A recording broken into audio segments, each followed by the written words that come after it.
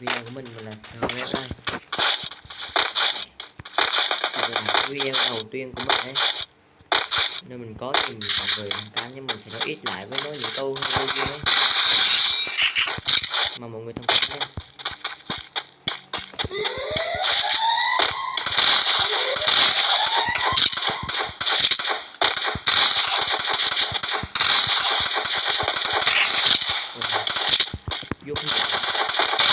First blood.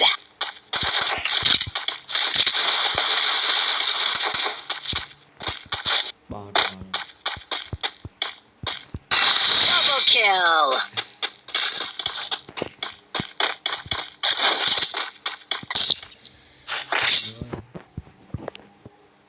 Luôn dễ sợ.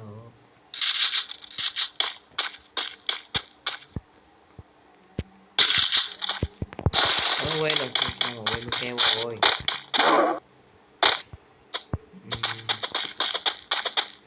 Lần đầu hơi bỡ ngỡ nha.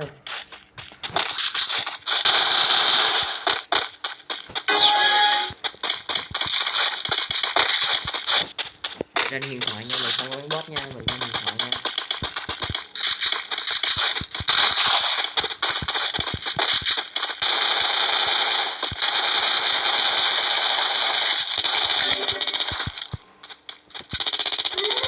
First blood.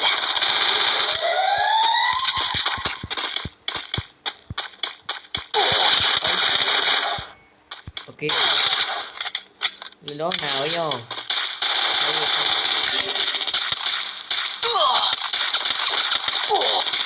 Double kill. Ôi không. Đuổi lên mình ta.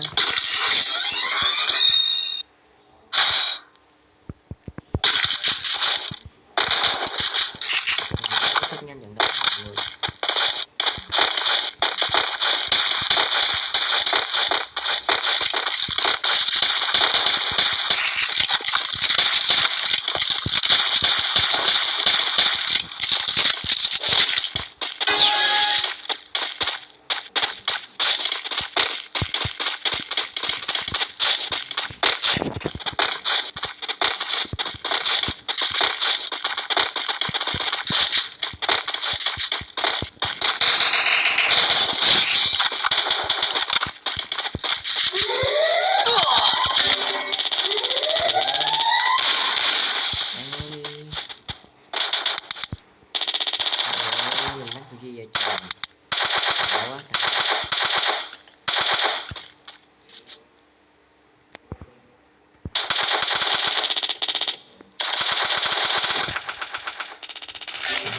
Nha, mình cũng YouTuber thật sự ấy. Đây là video đầu tiên luôn. First blood. Chẳng nói gì. Cứu đi mong nhé.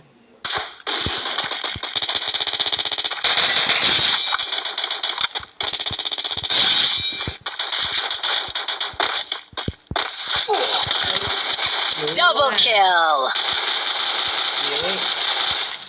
Trời ơi, âu quá. Mình âu quá, mình âu quá.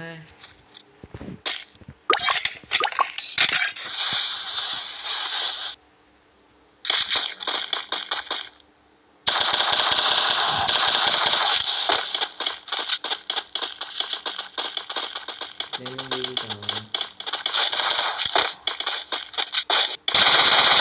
Triple kill. Tốt lắm. FB nhá.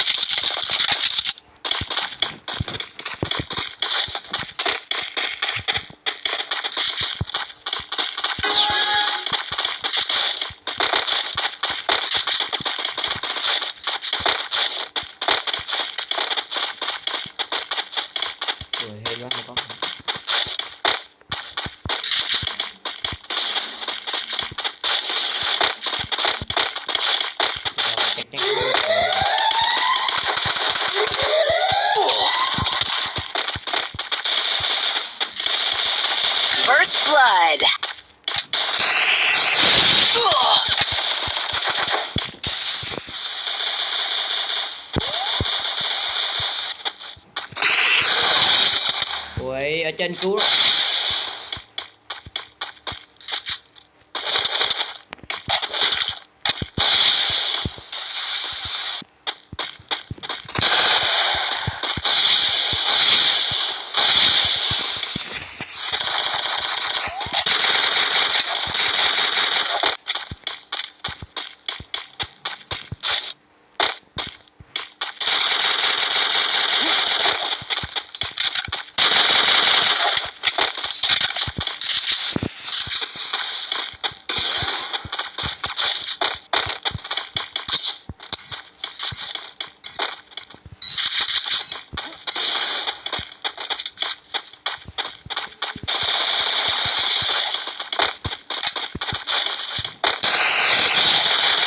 Double kill.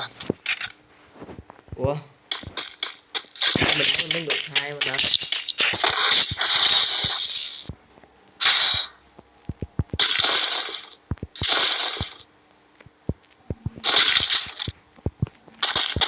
Rồi xong có mũ luôn.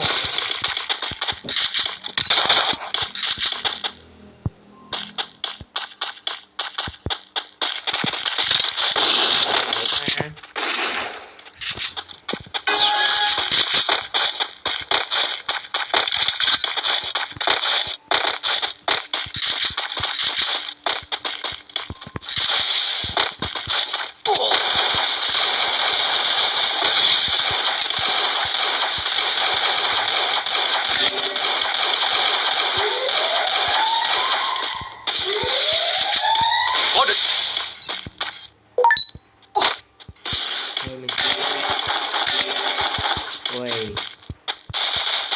First blood. Xin lỗi. Double kill. Triple kill. Đây là kết thúc trận đấu sớm này hả?